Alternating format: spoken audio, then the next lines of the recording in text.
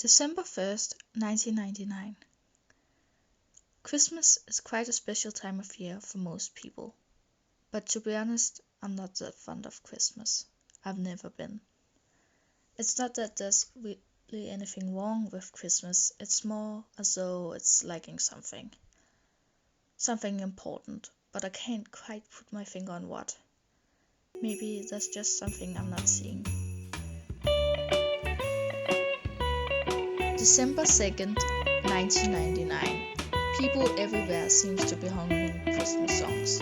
It's driving me nuts. Every single year, we get to hear the same songs a million times each. I don't see the enjoyable part of that. Can't we just hear normal songs like the rest of the year? And everything is either red or green. December 5th, 1999. Christmas is still the same, except now my parents are annoyed that I keep complaining about the overly commercialized version of Christmas we're being fed all the time. It's sickening, really. It's all about gifts and stupid decorations. Any meaning Christmas might have had in the past is definitely lost by now.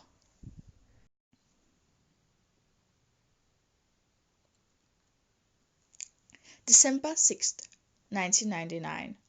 It's the first Sunday of Christmas this year. My parents always give me gifts on the 4 Sundays of Christmas. So today I got my first package. I didn't want to go to church with my parents, so I opened my present while they were away. It was a book titled Noah White's Christmas of Wonders and an expensive looking piece of chocolate. I wasn't really hungry, so I set the chocolate off to the side for a moment. I considered opening the book, but decided not to. It was probably just some lame Christmas story which only message was that Christmas is oh so magical. Bullshit. Besides, it had some kind of lock on it, and as far as I knew, I didn't have a key for it. It was strange that the title contained my name though, but it probably just meant that it was some custom-made book my parents had gotten from the internet. So I went to bed instead. I fell asleep almost immediately, but was woken up by a weird light flashing before my eyelids. I groaned and turned around to the other side, not bothering to check where the light was coming from. It worked though, and soon I was asleep once again.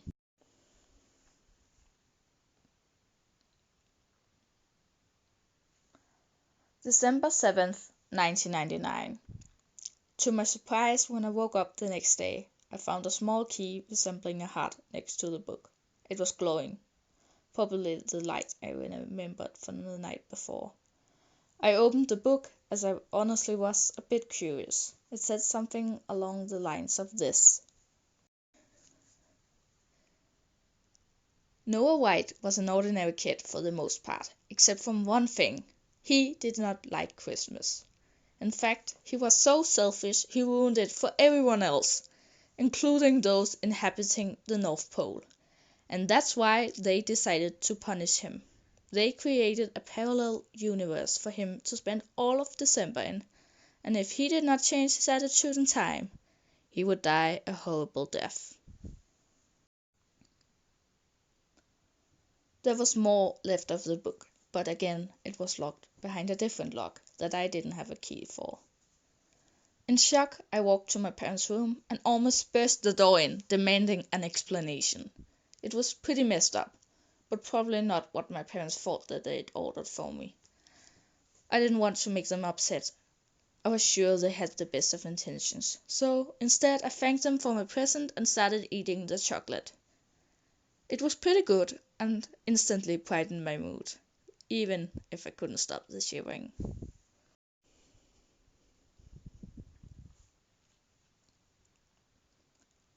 December 9th, 1999. Until then, I had stayed home from school, telling my parents I was ill, but I knew I had to return eventually. It was okay for the most part, except we had to sing a German Christmas songs. It was bad enough to listen to Christmas songs, but to sing along is a bit too much.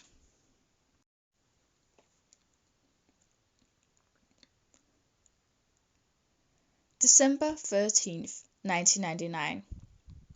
Since nothing had happened since that strange day, I felt fairly calm when the next Sunday rolled around. In fact, I felt so calm about it that I found the paragraph mildly humorous, which obviously not was the content of the text, but the wording sounded like something a small child would write. Probably it was some collection of weird poems that I'd written when I was younger. Well, that's what I thought, until I received my next present. Another key, this time shaped like an elf, and a small box of candy. I opened it with a confident grin, but that did not last long. The book said, Noah was stubborn though. He would not change. He laughed at the elves and continued complaining. As a warning, they locked him inside of his bedroom, and the parents of this universe would not open until the 25th. I tried to open my door in disbelief, but it was true. The door was locked. I hit and kicked the door and screamed in anger, but it did not matter the slightest. The door would not budge. I fell to the floor in defeat, sitting there silently for a few moments before I gently sat up and thought of what to do. The elves wanted me to celebrate Christmas, so I would. I looked everywhere in my room for something to make Christmas decorations out of, but could not find anything. In desperation, I cried out to the elves, telling them that if they did not help, then there was nothing I could do. A stack of colorful papers, scissors, and glue appeared on the floor. I started making the decorations, and just to be safe, I tried my best to sing a Christmas jingle. It was actually not bad, and I started enjoying it slightly. It was pretty monotone, and did help a bit on my unease, so soon my entire room was covered in paper crafts and poorly constructed Christmas lights. I fell asleep on the floor.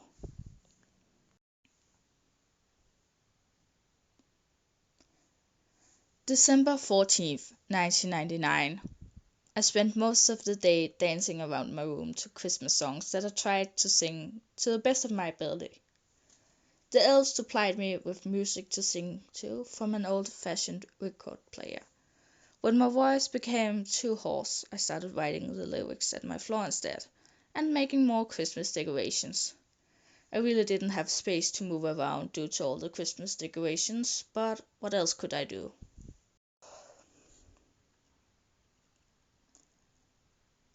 December 24th, 1999. More of the same. I pretty much had built up a routine by then. It was okay for the most part, and the Christmas decorations are fairly cheerful. All considered, it could have been worse. Halloween ones probably wouldn't have been as fortunate. When I found the next key, I did not open the book again. It usually didn't contain what I considered constructive criticism, and besides, when I was still there, it had to mean that I had not accomplished what it wanted me to. Instead, I just listened to Christmas music and attempted, without much luck, to write my own. I probably should have checked the book, but I didn't.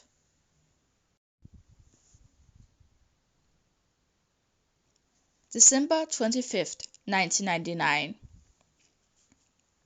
When I woke up that morning, I found the door slightly open, like the elves had promised. At first, I merely peeked out through the small crack, not sure if it would be safe to enter the rest of the house. But all that I saw was my home, filled with Christmas decorations. It was stunning. My parents had usually respected my dislike for Christmas by keeping the decorations minimal. I opened the door and entered the rest of the house. I was relieved that I finally got to get out of that damn room, so I headed straight to the garden. I had forgotten to put on a coat, so it was a bit cold, but I wasn't really bothered by that. All that mattered was that I was outside. I breathed in the fresh air slowly. I was so preoccupied by the relief of getting out that I forgot all about following the elf's wishes. I went back into the house and started unwrapping my presents. I was pretty disappointed by most of them.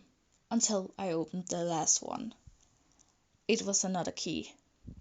I immediately knew what it was for, and I got a lump in my throat. I cautiously walked back to my room, took a deep breath, and then ran in, picked up the book and the third key. Then I ran out again. For a second, I thought the door would slam right in front of my face. But it didn't. That was probably a good sign. I sat down in front of the Christmas tree and I read the third chapter first.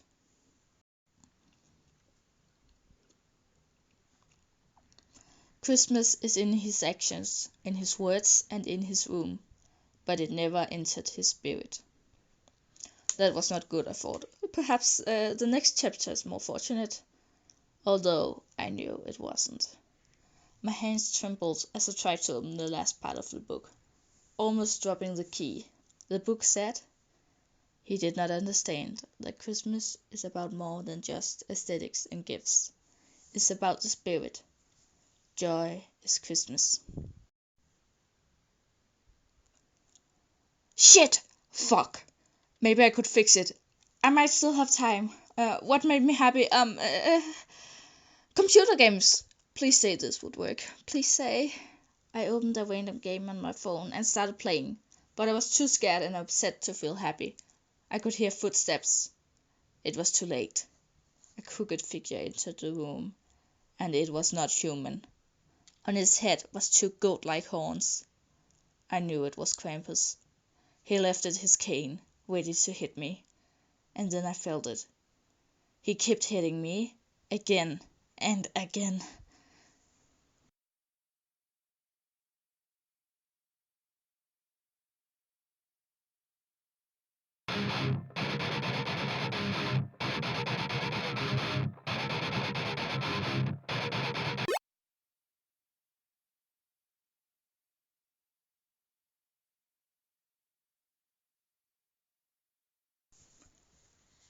December 24th, 1998, at the North Pole. Giant piles of gifts are everywhere, neatly wrapped in various different papers. There's yellow, pink, green, stripes, and polka dots. Every room has its own Christmas tree, decorated with candy and Christmas lights. The elves are walking around, humming Christmas tunes. Everything's red, white, and green. The snow is falling delicately outside. It's beautiful. A Christmas bell gently rings, and the elves gather around a small table. The presents are all finished and ready for delivery. The reindeers have been fed and the kids have been taken care of, a young elf excitedly says. A slightly more mature elf frowns. By taken care of, you mean you just convinced him that the elves exist and to celebrate Christmas, right? The young elf is too proud to notice the warning tone in the older elf's voice, so he says, "Of course not. I made him an alternate universe where it started from today, well, a fictive version of today, and then continued all the way up to the 25th next year, and then made Krampus kill him if he didn't behave." The other elves are a bit startled, but one managed to answer. "That's a very impressive accomplishment for someone your age, but that's not such a good idea, you know. You should probably let him out." The younger elf does not notice what he has done wrong and starts fidgeting nervously with his hair. "But I want to help him love Christmas. And besides, he kind of died," he says.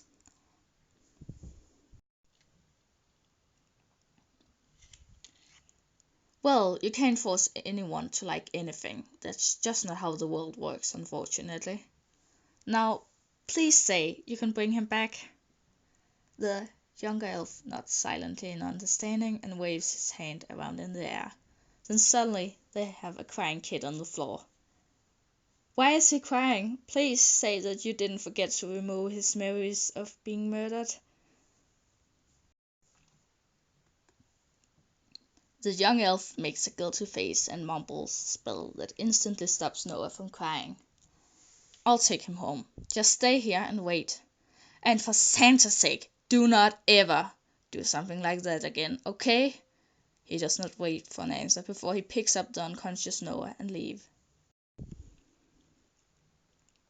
When Noah woke up Christmas morning, all he remembered was the sight of an elf crawling out of his window, pausing to wink at him, and then disappear. You can say that it changed Noah. He did not ever again complain about Christmas, and instead embraced it with both arms open. And well, he also did develop a strong fear of dying for seemingly no apparent reason to anyone else. But that's a story for a different time.